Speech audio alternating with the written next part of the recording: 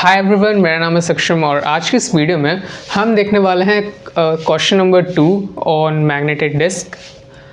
तो इसको रीड करते हैं। What is the average access time for transferring 512 byte of data with the following specification. हमें यहाँ पर क्या निकालना है, हमें एवरेज एक्सेस टाइम निकालना है और हमें यहाँ पर स्पेसिफिकेशन दे रखा है उसका। ठीक है, तो ये बहुत ज़्यादा क्वेश्चंस पूछे जाते हैं गेट में कि एवरेज एक्सेस टाइम बताइए। तो आपको जैसे मैंने पिछले क्वेश्चन नंबर 1 में भी मैंने आपको बताया था कि एवरेज एक्सेस टाइम का फॉर्मूला आपको ध्यान में आना चाहिए हर बार कि seek time plus rotation latency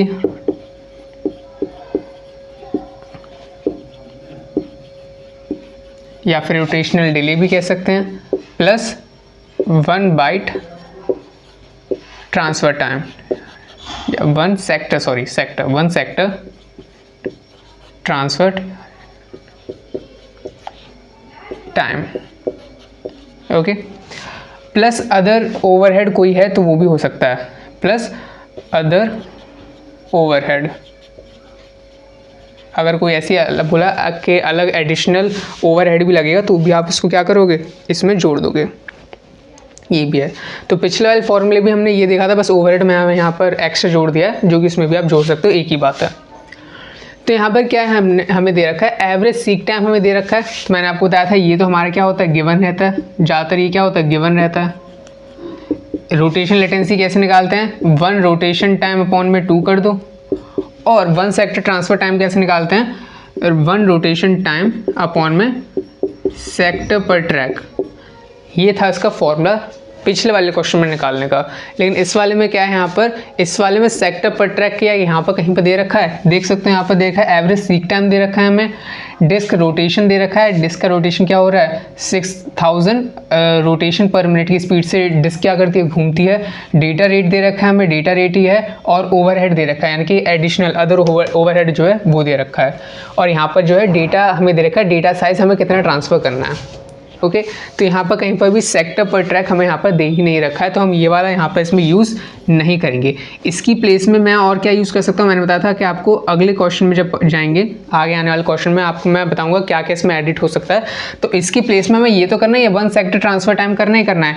तो अब इसमें हम क्या लगाएंगे, डेटा कितना हमें ट्रांसफ़र करना है डिवाइडेड बाय डेटा रेट। ठीक है, जैसे कि हम निकालते हैं ना नेटवर्किंग में मैसेज लेंथ अपॉन में बैंडविड्थ, तो वही चीज़ हम यहाँ पर लगाने वाले हैं, मैसेज लेंथ अपॉन में बैंडविड्थ। ये यहाँ पर यूज़ होने वाला है इसकी प्लेस में। तो या तो आप ये वाला फॉर्मूला यूज़ करोगे या ये वाला यूज़ करोगे, दोनों में से कोई एक ही यहाँ पर क्या होगा, यूज़ हो रहा होगा।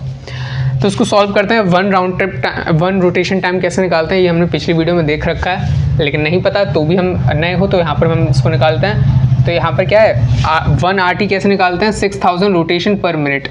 तो पहले हम एक एक वर्ड का मतलब दोबारा रिकॉल कर लेते हैं इसको निकालने से पहले। सीक टाइम क्या होता है, सीक टाइम होता है कि जैसे कि आपका ये जो मैग्नेटिक डिस्क है, अब आपको कौन से ट्रैक पे जाना है, किस वाले ट्रैक पे जाना है आपको, इसमें मल्टीपल ट्रैक्स होते हैं, किस वाले ट्रैक पे अगर आपको जाना है तो वहाँ पे क्या होगा, जैसे कि इस अंदर वाले ट्रैक पे जाना है तो उस ट्रैक पे जाने के जो आपका जो जहाँ से डेटा आपको रीड करना है उस वाले ट्रैक पे जाने का टाइम होता है सीक टाइम। रोटेशन लेटेंसी मतलब घूमने का टाइम, घूमेगी क्यों डिस्क, क्योंकि हमारा जो डेटा पॉइंट है, मान लो हमारा डेटा पॉइंट जो है, हम इस ट्रैक पे तो आ गया हमारा रीड रेड हेड, लेकिन हमें इस वाले सेक्टर को रीड करना है तो हमें इसको घुमाना पड़ेगा। तो इसको घुमाने का टाइम क्या होता है, रोटेशन लेटेंसी। और एक सेक्टर को ट्रांसफ़र करने का टाइम क्या होगा, अब यहाँ पर गोल घूम के क्या आ गया, हेड हमारा गोल घूम के, मतलब ये डिस्क गोल घूम के फिर यहाँ पर आ गया ये, और इसको हमने रीड करना है। अब उसको रीड करने का टाइम क्या होगा, 1 सेक्टर ट्रांसफ़र टाइम होगा। तो ये चीज़ थी, ये हमने पिछले क्वेश्चन में देख रखी है, मैं उसको बार बार इतना रिपीट नहीं करूँगा। अब हम क्या करते हैं, 1 RT निकालते हैं, 1 रोटेशन टाइम निकालते हैं। किससे निकलेगा, यहाँ से। पहले जो चीज़ गिवन है वही लिख देता हूँ। सीक टाइम कितना है, 5 मिली सेकेंड, ध्यान रखना है मिली सेकेंड में मैंने यहाँ पे लिख दिया। अब रोटेशन टाइम इसको निकालना पड़ेगा, 6000 रोटेशन टाइम 60 सेकेंड्स में हो रहे हैं, इसका मतलब क्या है, 6000 रोटेशन पर मिनट, हर एक मिनट में 6000 रोटेशन हो रहे हैं। हर एक मिनट को मैंने सेकंड्स में कर लिया, एक मिनट में 60 सेकंड होते हैं, तो 6000 रोटेशन 60 सेकंड में हो रहे हैं। तो एक रोटेशन के होने का टाइम कितना होगा, एक रोटेशन को होने में हमारे 60/6000 सेकेंड्स लग रहे हैं। ठीक है, इसको कैंसिल आउट करके आप यहाँ पर जो टाइम आएगा आपका आएगा सेकंड्स में, लेकिन हमें मिली सेकंड में चाहिए, क्योंकि मैंने इसका नाम मिली सेकंड में यहाँ पर लिखा है और इसका कुछ पॉइंट में आएगा, तो उसको मुझे पॉइंट में नहीं लिखने के बजाय मैं मिली सेकंड में पूरा आंसर कर देता हूँ, वरना मुझे या तो इसको सेकंड में मुझे कन्वर्ट करना पड़ेगा, इसको सेकंड में कन्वर्ट करना पड़ेगा, ये भी मिली सेकंड में गिवन है, इसको भी सेकंड में कन्वर्ट करना पड़ेगा। तो या तो बेहतर तरीका क्या होगा, मैं इसी को क्या कर दूँ, इसी को मिली सेकंड में कन्वर्ट कर देता हूँ। तो इसी को मिली सेकंड में कन्वर्ट कर देते हैं। अब देखो सेकंड को मुझे मिली सेकंड बनाना है। अब मैंने पिछली वीडियो में आपको सब फॉर्मूले वहाँ पर दिखाए भी थे कन्वर्जन वाले, तो मैं इसको डायरेक्ट कन्वर्ट करता हूँ। मुझे क्या करना है, सेकंड को मिली सेकंड में करना है, यानी कि मुझे यूनिट क्या करनी है, यूनिट घटानी है। सेकंड्स को मिली सेकंड में करना है, यूनिट घटा रहा हूँ तो नंबर को बढ़ाना पड़ेगा। नंबर कितने से बढ़ाऊँगा मैं, 1000 से इसको इंक्रीज़ करूँगा, ये हो जाएगा मेरा मिली सेकेंड में। ठीक है, वहीं पर मैंने फॉर्मूला लिखा था क्वेश्चन नंबर 1 में, तो आप इसको देख सकते हो। मैं यहाँ पर दोबारा क्यों लिखूँ, 10 आ जाएगा इसका आंसर। तो 1 rotation time equal to 10 milliseconds, 10 millisecond इसका आंसर आ गया।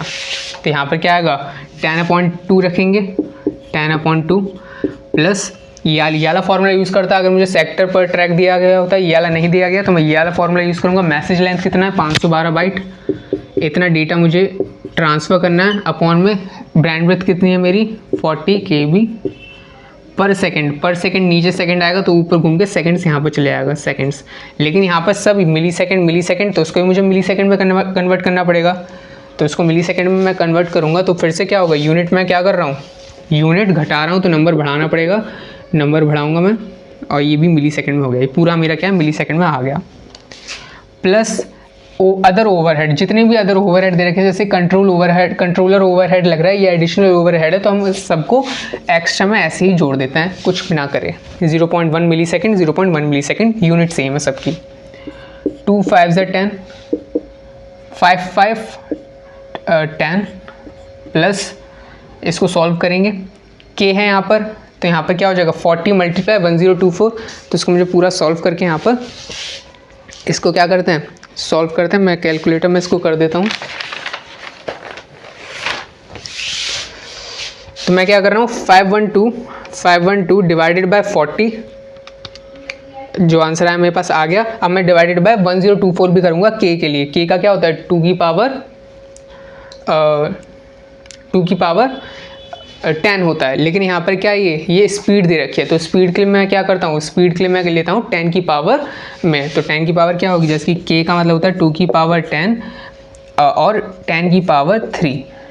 ठीक है, तो मैं इनमें से क्या लूँगा, मैं इसमें सी वाली लूँगा, क्योंकि ये मुझे स्पीड दे रखी है। तो डिवाइडेड बाय 100, 3 बार 0 से डिवाइड किया, के है क्योंकि आंसर आया मेरे पास, लेकिन मुझसे मल्टीप्लाई करना है 1000 से दोबारा, तो मुझे डिवाइड करने का कोई मतलब ही नहीं रहता फिर, है ना, यहीं से के से ये काट देता मैं। चलो कोई बात नहीं, 1000 से मल्टीप्लाई किया तो मेरे पास आंसर आ गया